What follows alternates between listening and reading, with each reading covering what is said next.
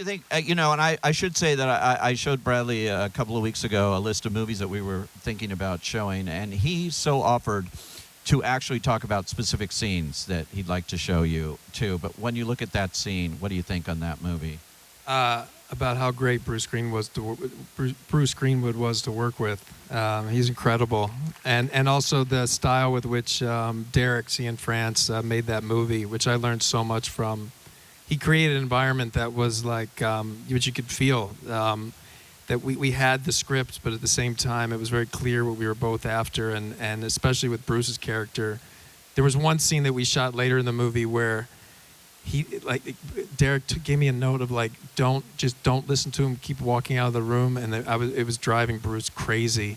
And he was able to create an environment that just felt so real, and it just felt, it was incredible. And that was one of the first scenes we shot in that film, and that was a huge opportunity. And I was terrified to play that character too, because I remember I was like, because the guy kills Ryan Gosling, I was like, that's going to be the end of my career.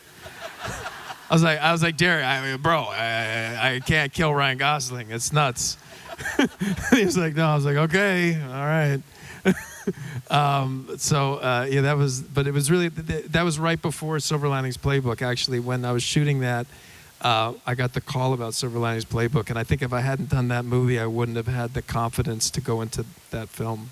It's interesting, Avery Cross, he was not a likable character, but you brought such humanity to him that you made him a human being. I don't know if that was the way it was originally in the script, or you worked on it with Derek Cianfrance, the director. I mean, that was the way it was written, was what you said, and that's why I was also terrified. It was like, an asshole kills Ryan Gosling. Yeah, it's even worse. And he does in the line of fire. Yeah, it was all bad, but I just felt like anything, you got to find a way in so you don't act, right? So you believe it and you try to be real, and I'm glad you felt that way. Yeah, we just tried to make him human. Can you even do a character if you don't have some level of empathy for him? Is it difficult to, I don't know if you need to have empathy, and I can only speak for myself, but I have to get to a place, whatever it is, where I don't feel like I'm acting, that I actually feel like I'm believing what I'm saying. So however you have to get to that place, I don't think it necessarily means I don't know how. I mean, I don't know whether it's empathy or love. I know that people say you have to love all your characters. I don't know if it's that. But you have to do whatever you can to, I certainly trained, I was able to do a lot of prep in that movie because Derek always wants all his actors to do it. And I definitely sympathize with police and what they go through and just how hard of an experience it was for that character to go through that thing with Ryan's character. So I think that helped inform it. Amazing. And just getting back to Hangover for 1 second. Yeah.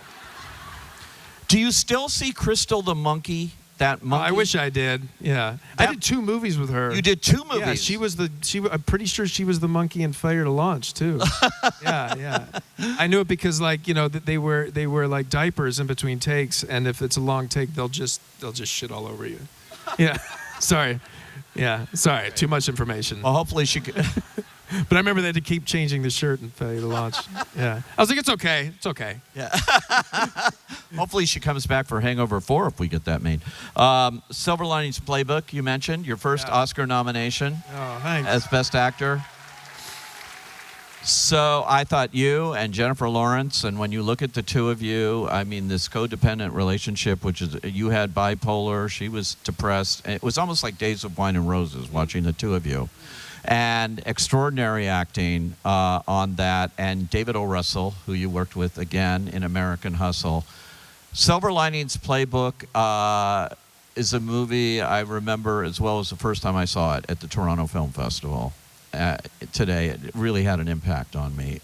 What about for you, playing that kind of a role? And in your beloved Philadelphia, too. Yeah, that diner that we shoot at, my aunt's, she was a waitress there for like 40 years. It was crazy. Yeah, it was my great aunt. And that movie was not only as an actor, but the fact that David O. Russell was so collaborative and he really believed in me as a storyteller. He really took me under his wing, and it was like I went to film school with him for that movie and then American Hustle. And I definitely wouldn't have been able to even think that I was capable of directing a movie if I hadn't had the experience of working with David O. Russell. No question. Is that right? Yeah. He does things unusually in his movies, too. It's almost a camera goes around 380 degrees or whatever it would be, right? Well, you just never know what's going to happen when you show up on set. At base camp, actually, he may ask you to start, doing the scene. So it really taught me to be prepared from very prepared, because you never know what's going to come at you. Wow. And not only Jennifer Lawrence, a wonderful cast in there that also included Robert De Niro, who you've worked with a couple of times. I have to ask you this, because maybe the first time I saw you, because I never missed an episode of Inside the Actors Studio. So I think I may have seen it the first time when you were a student and you sort of stood up and you looked very nervous. I was very nervous. You were a student at the Actors Studio, and you asked a question of Robert De Niro about the movie Awakenings, I think it was. Yeah. Is it? That's it, yeah. And did you have any idea, standing up there, that guy in that class, that you'd be working with him in these movies? Never in a million years, no. But I did. But that was like a huge moment for me, because I was terrified to ask this question that I really wanted to know the answer to, which was that when he was asking to go out, the character, and the medicine was no longer working, and he kept getting this tick like this, and he's asking. It's a heartbreaking scene for them to give him the freedom to go out, and yet he's trying to pretend that it's not a tick, that he's wiping his eyebrow. And I asked him if he had ever seen somebody do that, or that was something that happened organically. And I thought maybe he would like laugh. You think all these weird things that he's going to laugh at you. And I remember, and he's a tough interview. So the whole 2 hours of James Lipton before, he didn't say much. And he said, I still remember like it was yesterday. And he's like, no, I didn't see anybody do that. That's a good question. I was standing there. I was like this, and because you're supposed to talk and then sit down, I was like, and the woman next to me is pulling me to sit down, and I was like, did he just say that's a good question? And then I asked James Lipton. I went to his office, and because when they aired that episode, they didn't air that question, and I asked them if they had footage of it, because I wanted to make sure it was real. I'm not kidding. And all they had was like the bird's eye view, and I kept it. I had the VHS tape of it, and I would play it.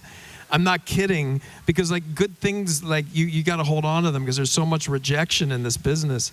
And I would play that honestly, because it's like, no, go with your gut, man. You were going to ask some bullshit question about the mission. You wanted to know the Awakenings question. You went for it, and he said, good question. And by the way, Bob has done that time and time again. I put myself on tape for Everybody's Fine, this movie, and I wasn't going to get the role, which I didn't know at the time, but he called to meet with me, and I went to meet him, and he just was like, hey, how you doing? You're not going to get the role, but I see it. I see it. And I was like, and he's like, I see it. Okay. Yeah. And he hugged me, and he's like, okay, I just want to tell you I see it. Yeah.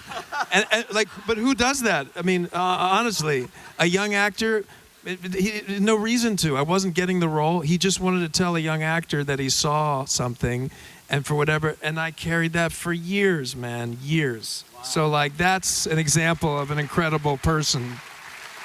Yeah.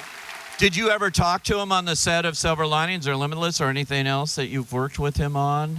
About that? Yeah, he didn't remember.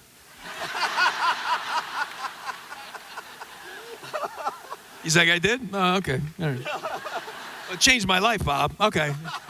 Here, let me show you the VHS. I'll do you for you. This is what you did. This is exactly what you did. All right, well, we're going to see a bit of him in this clip that we're showing now from Silver Linings Playbook, as well as, right after that, American Hustle, both directed by David O. Russell. Let's take a look.